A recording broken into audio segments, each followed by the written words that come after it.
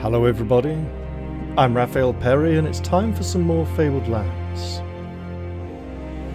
Now, when last we left off, little Devika was in Castle Ravane, which is virtually a city in its own right.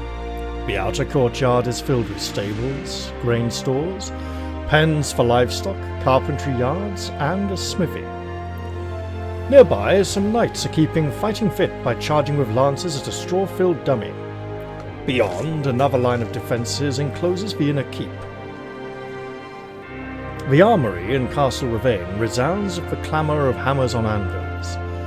The artisans here provide arms and armour for the greatest knights of Golnir. You can buy top-quality equipment or sell anything you do not need. Well,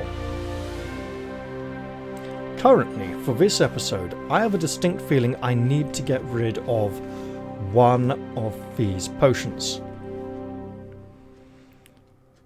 But I'm not going to sell it here. I need a little space. Poor Devika's bags are pretty full. She needs to carry stuff. Let us depart from Castle Ravane. You can travel south towards the coast or venture into the heartland of Golnir. Journeying by river costs 5 shards. We will take the road and we will head northwards. The road is built of old grey cobblestones, which are now half overgrown with a carpet of rich green grass. Sometimes you pass a patrol of soldiers or a peasant leading his cattle to market. You do not expect any trouble on this well-patrolled stretch of road. An eerie glimmer shines between the trees that overhang the road a little way ahead. Venturing a little further, you see in the gathering darkness that an old iron gibbet is set on one side of the road. The glowing light hangs around it like a bubble of marsh gas. We have already assisted the ghost who resides there, and while he now seems capable of resting peacefully, perhaps there are a few others who haunt the old gibbet. We'll leave it. The village of Delpton flourishes by the shipping of grain downriver to Ringhorn, where our own vessel is docked. Delpton Market is small by the standards of the great cities of the south coast, but you may find some useful knickknacks. Let's go further up the River Rees. You're travelling across the fields and farmlands east of the Rees River, and have an uneventful journey until we arrive at Marmarek. Marmarek is a depot town where the prospectors who mine the foothills come to buy supplies. Great stone-built dwellings huddle under the roofs made of slate tiles. You will not find much of interest in the stores at Marmarek. Pickaxes, candles, tents, buckets, sieves, all you need for mining and prospecting, friend, declares the store owner jovially. We may need to come here buy some parchment. But for now, we are heading northwards to the spine of Harkun, those mountains that reach up to touch the sky, and run like a ridge along the centre of the continent. High, jagged peaks tumble up to the verge of heaven. Legend has it that this mountain range is the exposed backbone of the slaughtered god Harkun. Exposed backbone? What's a backbone? As you clamber up a steep trail, you see a waterfall gushing from high above. Something metallic glitters on the rock face where the waterfall issues out. It is golden letters spelling out a secret message that we used to locate the magic shield after consulting with Olafard the Wizardly. We don't need to go up there. You're in the central part of the limestone mountains separating Golnir from the Great Steppes. No one has ever made a comprehensive map of these mountains. If you wish to attempt it, you will need to explore this region and the peaks extending off to the east. To do this, you must first possess a piece of parchment. We have one. We are required to make a scouting roll, difficulty 15, so we'll need like a 6. But we can waste this potion to make it easier.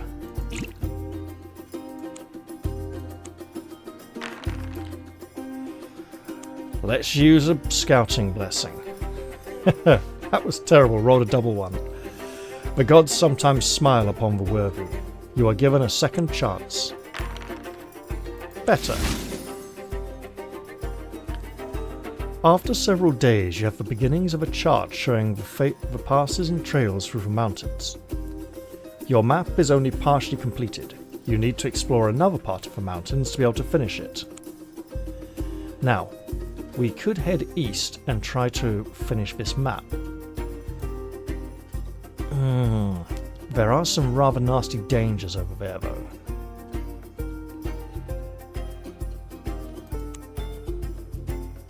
I suppose we could try at least once. That double one isn't exactly filling me with... Oh no, we shouldn't have bothered. We really shouldn't have bothered. Both those... Yeah, okay, fine.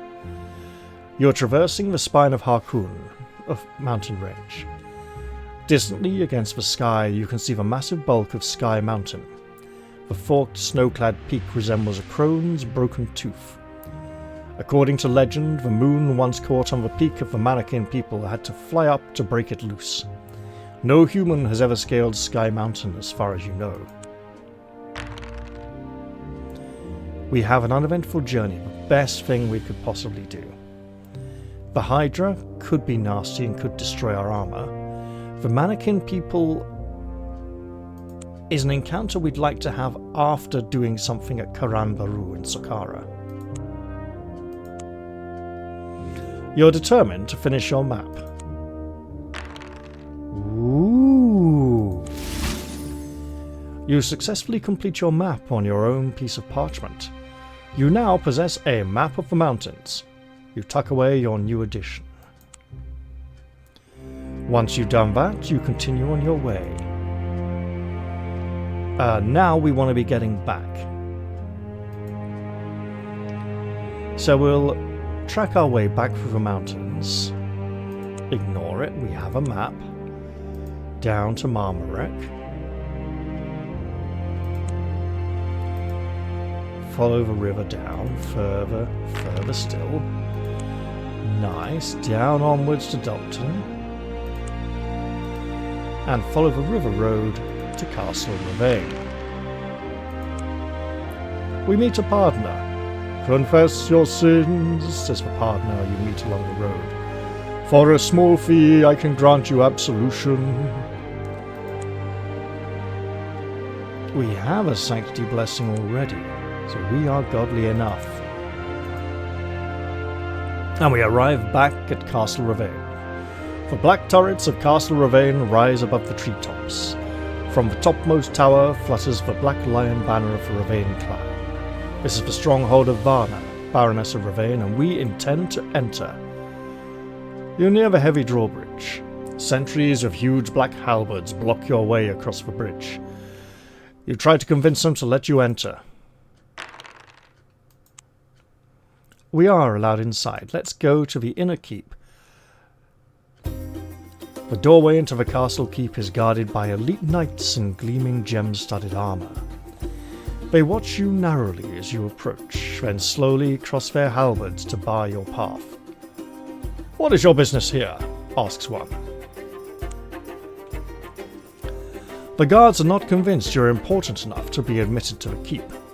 "Has the Baroness summoned you?" they demand to know. "She is very busy." To convince them, we'll have to make a charisma check. Do we have another potion? No, we do not have a potion of comeliness, so it'll be a straight dice roll.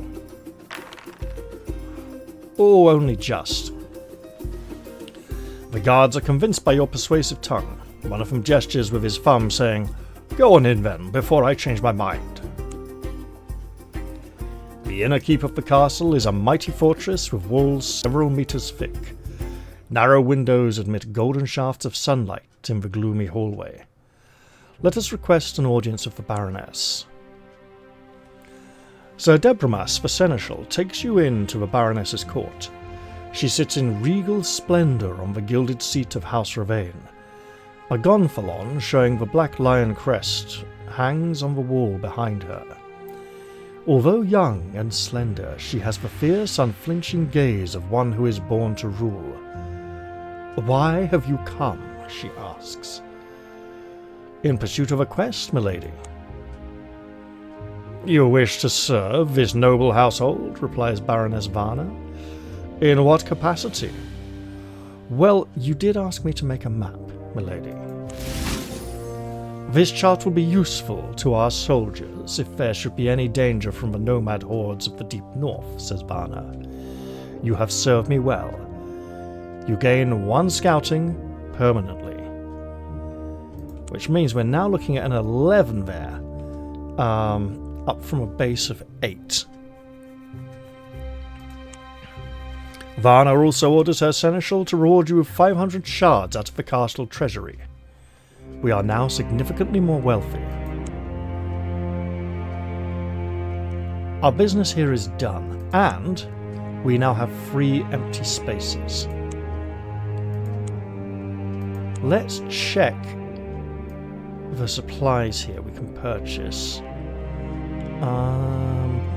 Looks like it's pretty much just weapons and armor. There's some good weapons and good armor mined, but we will purchase naught for now. We'll take the road south towards Ringhorn. You're on the road that follows the banks of the Reese River between Castle Ravane and the port city of Ringhorn. We're attacked by highwaymen.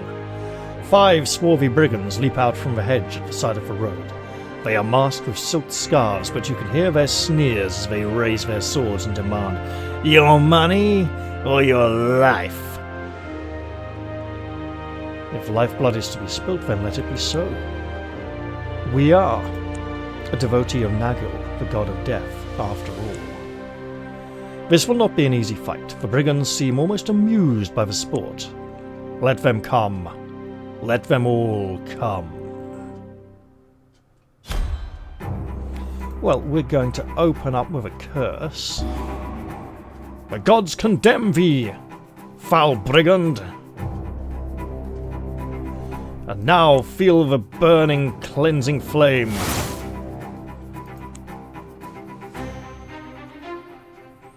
We'll duck down into this corner there so that only 2 can approach us at once. And we shall defend, because we can. He came in first. He is the first to feel our blade. She came in second. She is the second. Hello! You get to die as well. And finally, 5th one. Well, look, we'll just defend again while you come in up. And then, there we are. All foes have been dispatched.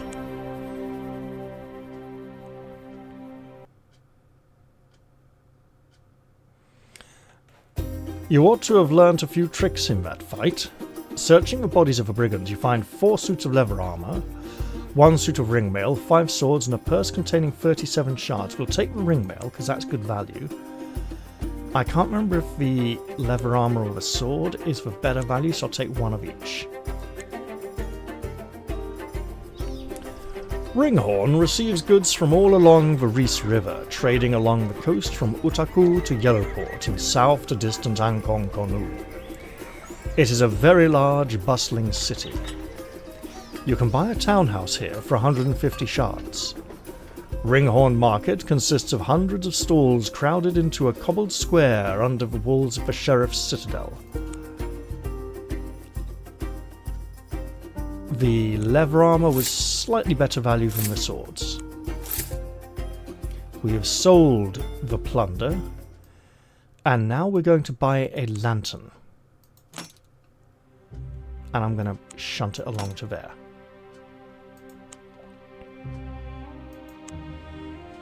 Now, at the harbour of Ringhorn, our ship is stocked full of grain and ready to sail back east. Let's put out to sea. I should have rested to recover that stamina. Your ship is hugging Golnir's southern coast. You pick up a man who you find clinging to a broken bowsprit. He tells you his vessel was wrecked in a storm. "It seems I alone survived to tell the tale," he says as he tucks into the food you set out for him in your cabin. The shipwrecked mariner is suffering from a curse which now affects your ship too. A storm hits. Thick black clouds pile up along the horizon. We do not have a blessing of Alvir and Valmir, but our vessel is good enough to weather almost any storm. We will be looking to... Seeing the fearful looks of the crew, you ask the first mate what the matter is. "These are haunted waters, Captain," is all he will tell you. Another storm. Again, look, we're rolling 3d6 plus 4. We can't get less. We can't get a 5 or less. Nope. Nope. No. Here. Okay. There we go. Your ship is sailing in coastal waters close to Wishport, where we can sell minerals for a good price. For now, though, we are headed further east. Our hold is full. A great white bell of canvas stretches overhead, gathering in the wind as a fisherman's net catches a shoal. "We're making good progress," observes the helmsman. "Let's hope this breeze doesn't freshen into a gale, though." Your ship is sailing in the coastal waters near Marlock City. You see a couple of Sakaran warships pursuing 2 other ships. Your first mate says, "See the red pennants on them there ships? They be pirates running from the Sakarans. Let's help the Sakarans." When you and your crew join the fray, the battle is short-lived. The pirates are overpowered, though they fight to the last man, preferring death to enslavement or execution. The Sakaran leader, an admiral in the navy, thanks you gravely for your help. He rewards you with a share of the pirates' booty. You gain 400 shards, so now, if we get done over by the navy for 60, they kinda paid for it themselves. Your ship is sailing in the coastal waters beside Marlock City. You notice an unusual number of Sakaran warships patrolling the area. "The pirates are getting bolder and bolder. That's why the navy's out in force," says the first mate. Your ship is sailing in the coastal waters off the Shadar Tor. You can see the Tor, a jumbled mass of rocks sitting on the cliff tops as it has done for 1,000 years.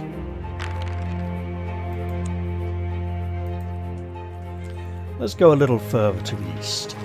Your ship is sailing in the coastal waters beside Yellowport, where you intend to pull in. There are a number of other ships, mostly merchantmen, but there are also a few ships of the Sakaran Imperial Navy. "At least we won't be played by pirates with the navy around," says the first mate.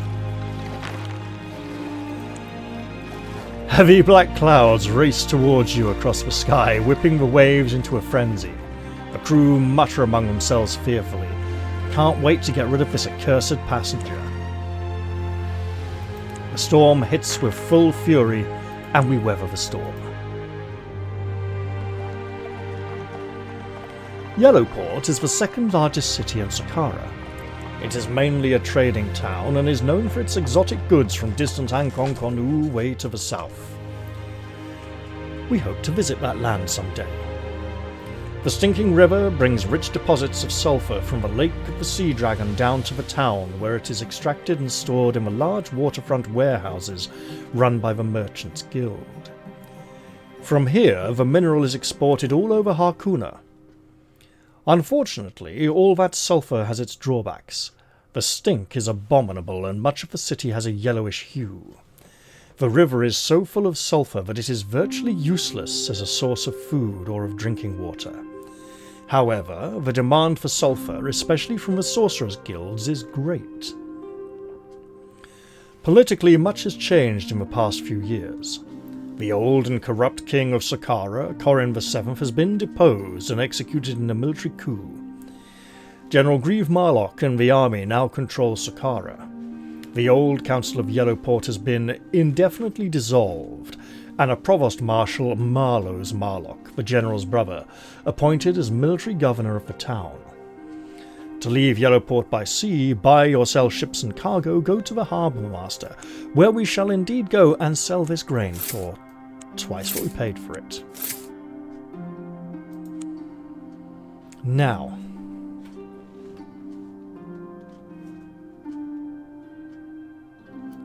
there is a quest we could do in town, but I'm going to save that for a little bit later.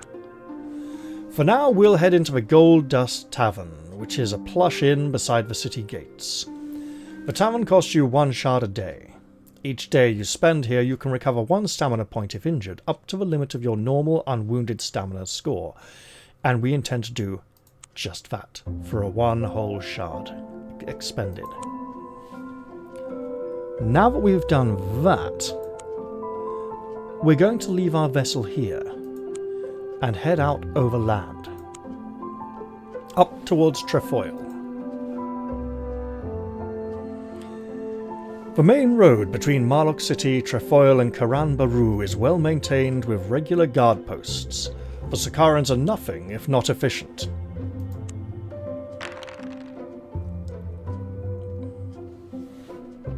We have an uneventful journey. The city of Trefoil is a terrifying vision of apocalyptic destruction. It had once been a thriving crossroads town, but now it is a burnt-out hulk. It was almost razed to the ground when it declared for the late king during the recent civil war and tried to hold out against the army of Grieve Marlock, the current Protector General of Saqqara. It was then sacked by the general's mercenaries, and General Marlock is now trying to rebuild it. Craftsmen are hard at work everywhere. We're going to go down to Marlock City. Marlock City is a huge, sprawling metropolis, enclosed in a fortified wall said to have been built 1,000 years ago by the ancient Shadar Empire. It is the capital city of Saqqara. Marlock City was once known as Sokar until General Grieve Marlock led the army in bloody revolt against the old king Torin VII and had him executed. The general renamed the city after himself. It is now a crime to call it Sokar. The general is so arrogant, it's surprising that he hasn't named the country after himself at this rate. The general lives in the old king's palace and calls himself the Protector General of all Saqqara. Whereas the old king was corrupt, the general rules with a fist of iron. Some people like the new regime. Others are royalists, still loyal to Nogan, the heir to the throne, who has gone into hiding somewhere. Outside the city gates hang the bodies of many dead people. Labels around their necks read, "Rebels executed by the state for the good of the people." "You best behave yourself if you don't want to end up like one of them," grates a guardsman, nodding towards the swinging corpses. You pass through the city eagle-headed gates of... as you pass through the great eagle-headed gates of Marlock City. To leave Marlock City by sea, or to buy or sell ships and cargo, go to the harbour master. We shall not do that, but we shall head to the Temple District. Sig, Alvir and Valmir, Elnir. Not what I was hoping for.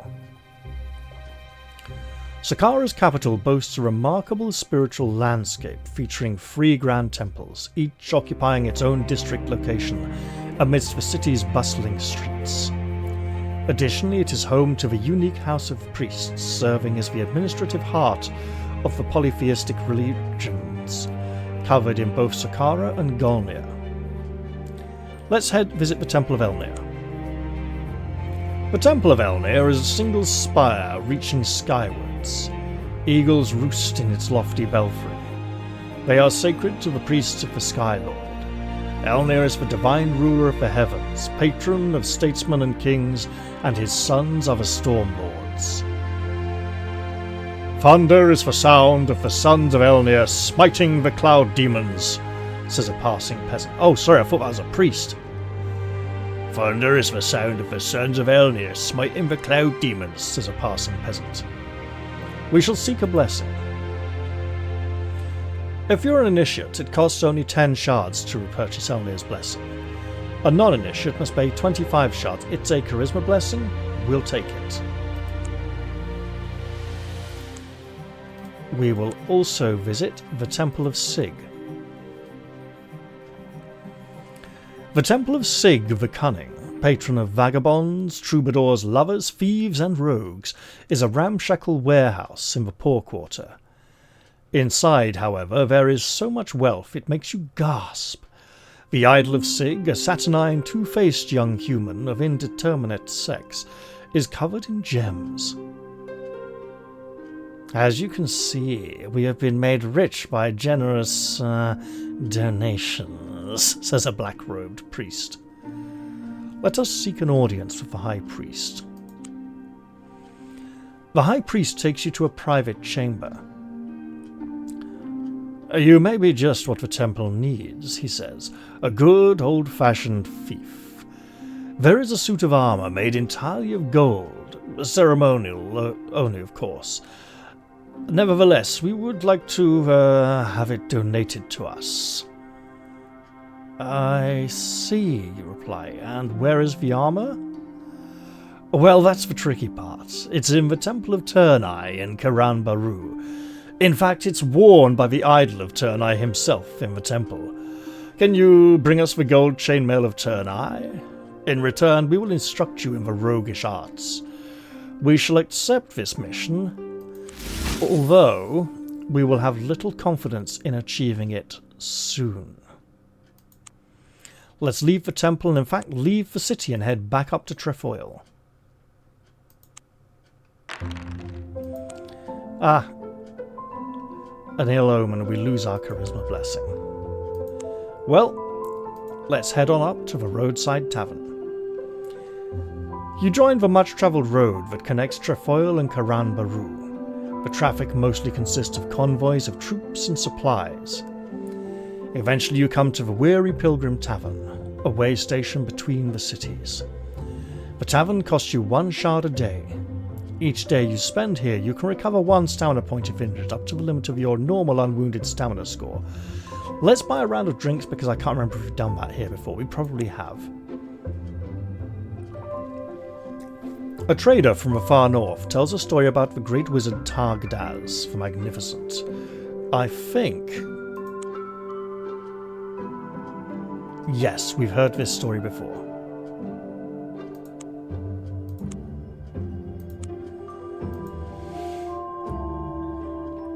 The road is nearly blocked by wagons and supply convoys. A troop of soldiers forces its way through the throng. The men bang heads indiscriminately to clear people out of the way. You're mistaken for a beggar and receive 10 shards from a passing priest. Let's head to Karan Baru. Karan Baru is a medium-sized town that acts as a way station between the citadel to the north and the rich towns of the south. It is a garrison town. Many supplies, arms, and soldiers move through Karan Baru on the north-south trail. Shops, temples, traders, and the like have sprung up here to serve the needs of the military. There is also a sizable mining community, for the mines of Saqqara lie in the Bronze Hills just outside town, and a slave market where poor unfortunates sold into slavery are bought for work in the mines. The Karan Baru market consists of several covered arcades. Much of its stock is for miners and soldiers, and it is run with business-like efficiency by the Saqqaran military. We shall visit the Temple of the Three Fortunes. The Temple of the Three Fortunes is a squat, square building. A frieze above the door depicts 3 women weaving a tapestry. That's the tapestry of fate, where our destiny is woven, comments a priest. If you are an initiate, it costs 20 shards to purchase the Three Fortunes blessing. A non-initiate must pay 80 shards, a price we are willing to pay. We now have a luck blessing, and it may come in very, very helpful. Let's leave the temple and visit the slave market. You walk the dusty streets of the garrison city in search of the slave market, which is a large canvas-covered square. The poor, unfortunate slaves, people from all over Harkuna, from the Fabled Lands, Golnir, criminals of Saqqara, nomads from the steppes, are paraded in chains on a dais. Merchants and nobles bid for the slaves they want. An unusual sale has come up, a little furry bat-winged humanoid. It is one of the mannequin people from the Sky Mountain in the north, and is going for 50 shards. We do know that there are mannequin at Sky Mountain and a possible encounter with them. Let us purchase the mannequin. The little mannequin creature is handed over to you on a leash. Its wings have been tied together to stop it flying away. "Who are you then?" it pipes in a squeaky voice. Just then, a palanquin carried by 4 bearers arrives. A man leads out and hails you. "Are you there? I've come to buy that flying monkey, but I see I am too late. Nevertheless, I will give you 75 shards for it." "Don't sell me to that popinjay! Free me instead!" chitters the mannequin. "We shall set it free." You untie the little creature from its bonds. It gives a jubilant "Woohoo!" cry and soars upwards. "Thank you, large one," it chitters. "My name is Pickalick the Wing Warrior. We never forget. One day I will pay my debt." With that, he flitters away into the clouds. "That's 75 shards you just let fly away," comments the man in the palanquin wryly. "Mannequin people can't be trusted, believe me," and yet he wanted to have one in his company at all times. You leave the slave market. We've done a good deed. And now we're going to leave the town behind us and head to the northern road. You're on the road between the citadel of Veliscorin and Fort Meref. This is quite rarely travelled. The military guard posts are few and far between.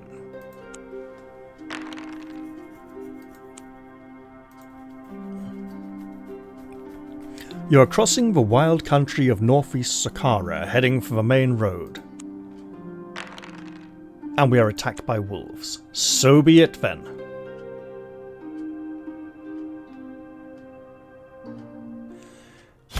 We have no desire to be wolf food, so okay, let's curse this one. And then purge it with cleansing flame. We have a wolf approaches and we strike it with our sword, and then again. We took a little damage. We can live with that.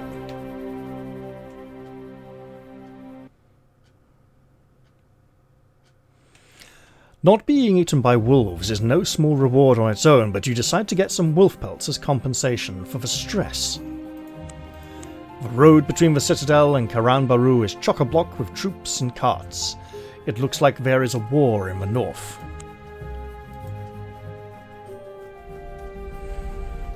You have come to the foothills of the spine of Harkun in the northwest of Saqqara. The view is impressive. A massive wall of forested mountains whose rocky white-flanked peaks soar skywards into the clouds. These parts of the mountains are unclimbable, but you notice a large cave at the bottom of the mountain. Let us venture inside. You enter the cave. It is large and dark. Unfortunately, it is the lair of a pack of wolves. A very big pack of wolves. Let's cover ourselves with one of our free wolf pelts, or all 3 of them in fact. You pull the wolf pelt over you and drop to all 4s. Gingerly you crawl in. In the dark you now look and smell like a wolf. At the back of the cave you find a hole in the roof and an iron ladder leading up to it. Let's climb that.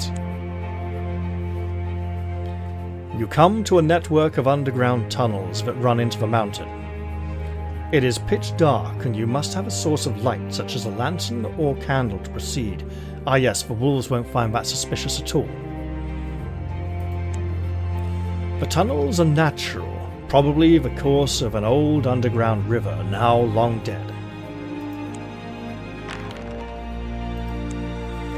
You're able to map the main tunnels. They run under the spine of Harkun from north to south. You have discovered a secret way to cross the mountains without having to go through the Pass of Eagles. Caves on either side of the mountains mark the entrance to the tunnels.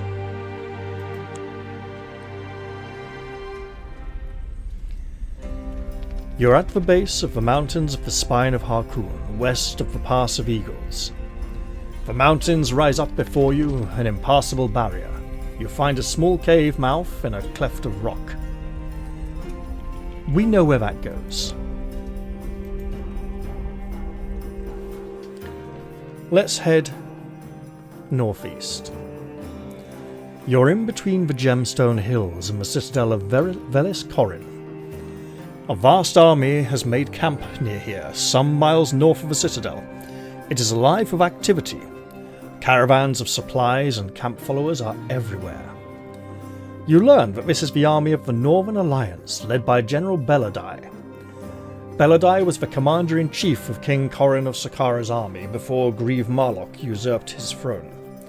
Now the new king in exile has made an alliance with the Horde of the Thousand Winds, the Trow and the Mannequin people of Sky Mountain. Together they hope to take the citadel and put the king back on the throne. They are readying themselves to march south and lay siege to the citadel, but the citadel is supposed to be invincible. Let's visit the camp. The camp is huge. Nomad warriors, mannequin people, soldiers of the King of Saqqara, and at night only, many Trow rub shoulders here. At the centre of the camp is a wooden stockade where General Belladai and the other leaders of the army have their tents. This is well guarded. There are plenty of armourers and weaponsmiths here, buying and selling for the army. Let's see if they want to buy our wolf pelts. They do not. They have fairly standard equipment here, although that sword and spear are quite tasty. Ah well, let us depart. You're strolling through an area of low, rolling hills, the Gemstone Hills. They are lush and green and covered in woods. It is strangely quiet. There are no birds singing in the trees, and you see no woodland animals. We failed a magic roll? Totally fine. The Gemstone Hills seem deserted. You spot neither hide nor hair of anything. And we will head on to Yarumura. Yarumura is a young city. Its buildings are finely constructed houses of wood and stone with pagoda-style roofs.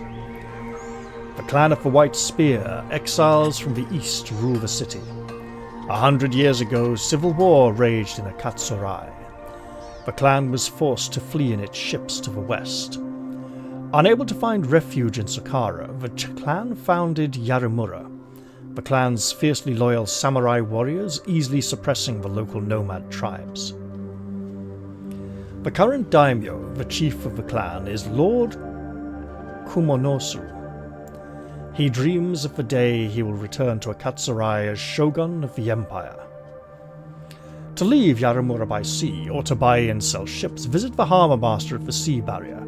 To buy or sell cargo, visit the silk market. First, we shall visit the Nomad's Rest. You find an inn called the Nomad's Rest. It costs you 1 shard a day. For each day you spend here, you can recover 1 stamina point if injured, up to the limit of your normal unwounded stamina score. You hear a fireside tale about a tomb robber who tried his luck at looting the City of Ruins, an ancient Shadar capital. He carried a flag or banner of the Shadar, and this was some protection, but not enough, for he was driven quite mad by the gibbering ghosts that are said to inhabit the ruin. We may need to look into obtaining such a banner at some point. For now, though, we'll stay the night. Then we'll go to market and sell our excess wolf pelts. There's another golden katana here. So, for 9,000 shards, this is another way we could have completed that quest. There's some healing potions. We can learn Fifi trickster type skills here. Let's not do that just now. In fact, for now, I'm aware of some 2 or 3 things we want to do in town, but I think it's a good time to end the episode. I hope you've all enjoyed this one, and I will look forward to seeing you all in the next episode, which should be pretty soon. I'll say goodbye for now and see you all soon. Cheerio, folks.